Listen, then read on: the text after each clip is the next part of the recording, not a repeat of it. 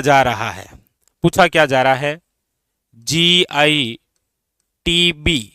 2024 यानी कि great Indian travel बाजार। ग्रेट इंडियन ट्रेवल बाजार जो 2024 है, जिसका आयोजन आपके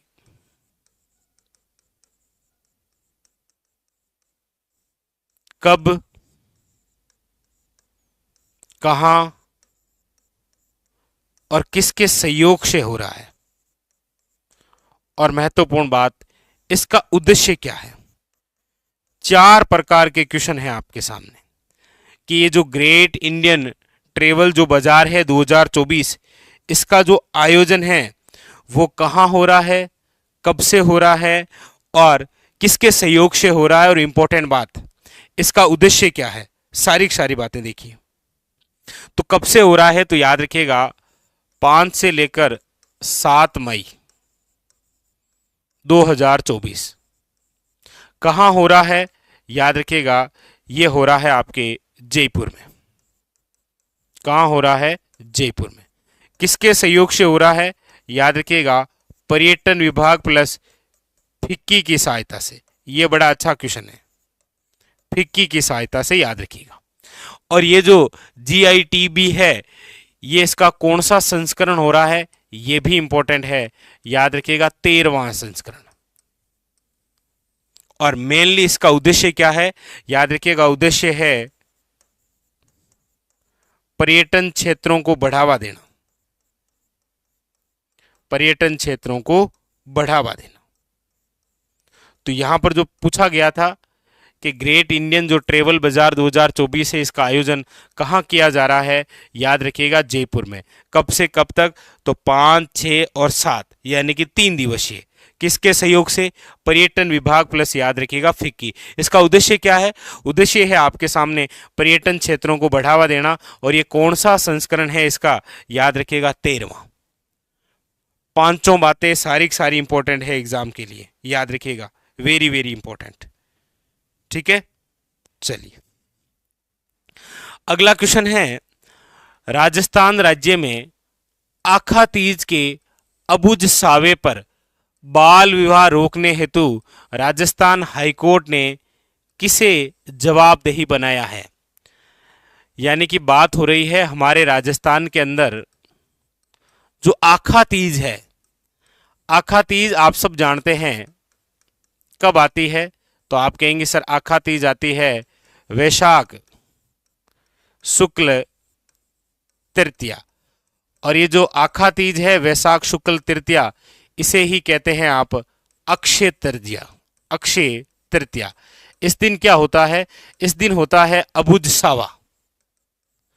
अबुझ सावा यानी किसी से पूछने की आवश्यकता ही नहीं है, बस शादी कर दीजिए।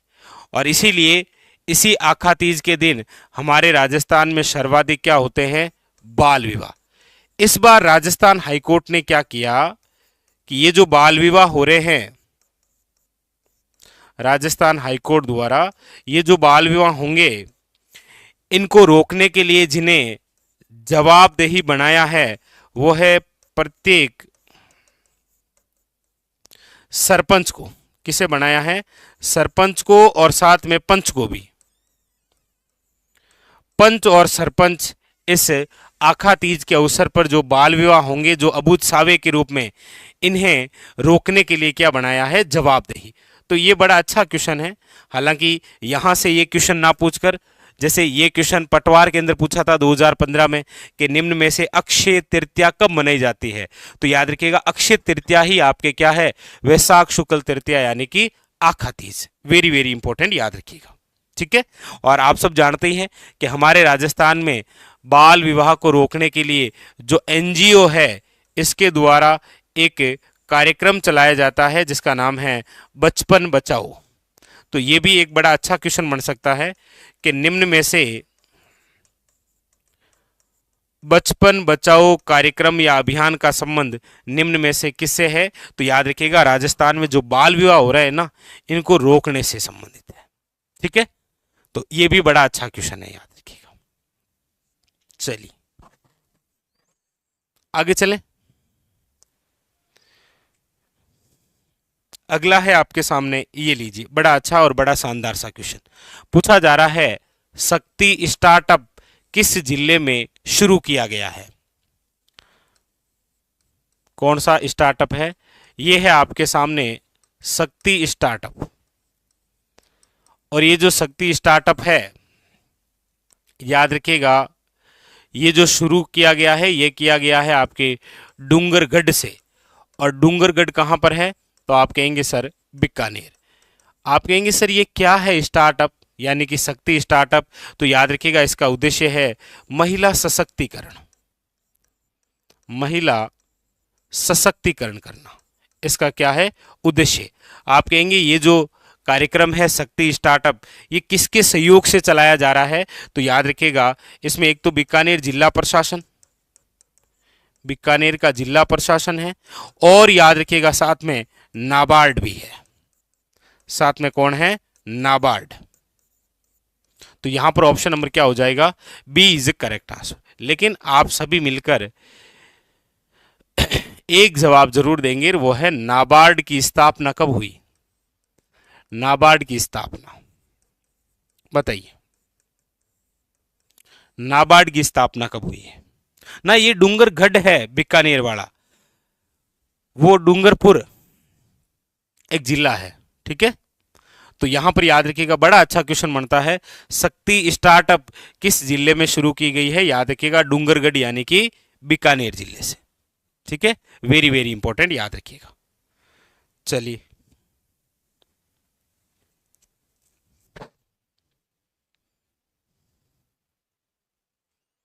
अगला लेंगे।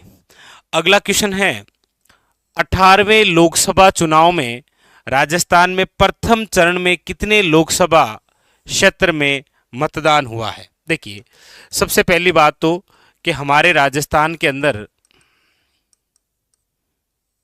लोकसभा सीटें कितनी हैं? तो आप कहेंगे हमारे राजस्थान में लोकसभा सीटें हैं 25। याद रखिएगा इन 25 लोकसभा सीटों में से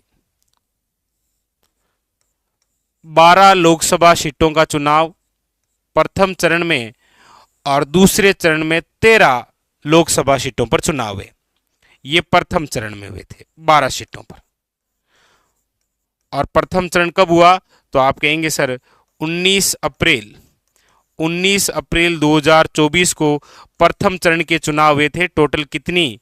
12 लोकसभा सीटों पर हमारे राजस्थान में। दूसरे चरण के अंदर याद रखिएगा हमारे राजस्थान की जो बाकी की 13 लोकसभा सीटें बची उन पर चुनाव हुए हैं आपके 26 अप्रैल 2024 को। याद रखिएगा दोनों ही बड़े इंपॉर्टेंट क्वेश्चन है। यहां पूछा गया 18वीं जो लोकसभा चुनाव है उससे संबंधित राजस्थान में प्रथम चरण में कितने लोकसभा क्षेत्रों पर? तो याद रखिएगा 12। तो प्रथम चरण में मतदान हुए भी कब थे? याद रखिएगा 19 अप्रैल। और दूसरे चरण के कब हुए थे? याद रखिएगा 26 अप्रैल। Very very important. अच्छा, प्रथम चरण के तहत कुल कितना मतदान हुआ? तो भी याद रखिएगा 58.28%। ये भी क्वेश्चन बन सकता है कि प्रथम चरण के तहत कुल कितने प्रतिशत मतदान हुआ। और दूसरे चरण के तहत जैसे प्रथम चरण में 58.28, याद रखिएगा दूसरे चरण में हुआ था आपके 65.52। वेरी वेरी इंपॉर्टेंट, ठीक है। चलिए, और एक क्वेश्चन ये भी बन सकता है कि 18वीं जो लोकसभा चुनाव है इसके तहत राजस्थान के कौन से जिले के कौन से गांव में पुनर्मतदान हुआ था? आपको पता हो तो बताइए, फिर वो कमेंट करके बताइए आप। चलिए, तो यहां पर जो क्वेश्चन है वो क्या हो जाएगा आपके सामने? याद रखिएगा D is A correct answer, ठीक है। अगला देखिए, अगला है हरियाणा की कुनाल जो सभ्यता है के समकक्ष राजस्थान में प्राचीन सभ्यता के अवशेष कहां से प्राप्त हुए हैं?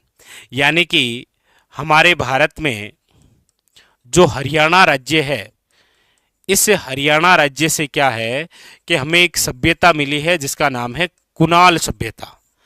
अभी वर्तमान के अंदर इसी कुनाल सभ्यता के समकक्ष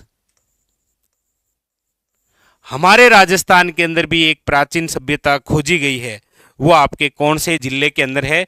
तो याद रखिएगा वो खोजी गई है आपके कामाण गांव में, कामाण सभ्यता। और ये जो कामाण सभ्यता है ये आपके किस जिले में है? याद रखिएगा चूरू के अंदर। तो यहां पर जो ऑप्शन नंबर है वो हो जाएगा आपके सामने सी इज करेक्ट आंसर, चूरू। ठीक है, याद रखिएगा, वेरी वेरी इंपॉर्टेंट। और इसके अलावा आपको पता हो तो हाल ही के अंदर हमारे राजस्थान में एक ऐसे स्थान की खोज हुई है जो कि आपके महाभारत कालीन, मौर्य कालीन और सुंग कालीन अवशेष मिले हैं। और ये जिस स्थान से हमें मिले हैं वो स्थान है आपके हमारे राजस्थान का बेहज गांव। और आप सब जानते ही हैं कि हमारे राजस्थान में बेहज गांव जो है वो वर्तमान किस जिले में है? तो याद रखिएगा डीग जिले में। तो ये इंपॉर्टेंट है और ये चूरू वाला भी इंपॉर्टेंट है, याद रखिए, तुलना करके पूछ सकता है जी। ठीक है, चलिए, तो ये थे आज के हमारे करंट विशेष के क्वेश्चन, जिसके अंदर हर एक क्वेश्चन एग्जाम के लिए इंपॉर्टेंट, चाहे वो इस क्वेश्चन की मैं चर्चा करूं, चाहे आपके 18वें लोकसभा चुनाव के अंदर प्रथम और दूसरे चरण की मैं बात करूं, चाहे आपके शक्ति स्टार्टअप की मैं बात करूं, एग्जाम के लिए बड़े ही खास, बड़े ही इंपॉर्टेंट क्वेश्चन होते हैं, याद रखिएगा इस प्रकार से, जो कि आपको पूछे जाते हैं। इसके अलावा राजस्थान राज्य में जो आखा तीज है, बाल विवाह रोकने के लिए याद रखिएगा कौन सा अभियान है, और इस बार राजस्थान हाईकोर्ट ने किसे जवाबदेही बनाया है कि आपको जवाब देना पड़ेगा कि ये क्यों हुआ, किस प्रकार, क्या जो भी है। ठीक है, और इसके अलावा ये जो है आपके ग्रेट इंडियन ट्रेवल जो बाजार है जिसका आयोजन किया जा रहा है जयपुर के अंदर, यहाँ से भी, यानी कि आज के इस सेशन के जो पांचों क्वेश्चन हैं वो आपके आगामी एग्जाम के लिए बहुत ज़्यादा और बड़े ही खास होने वाले हैं। ठीक है, इसीलिए इन क्वेश्चनों का आप नोट करते भी रहिए। जैसे इस प्रकार के जो कोई कार्यक्रम आते हैं ना आपके, चलो बाल विवाह से संबंधित तो ये आ जाए तो ठीक है, वरना ये तो प्रसिद्ध क्वेश्चन है, बाल विवाह यानी कि आखा तीज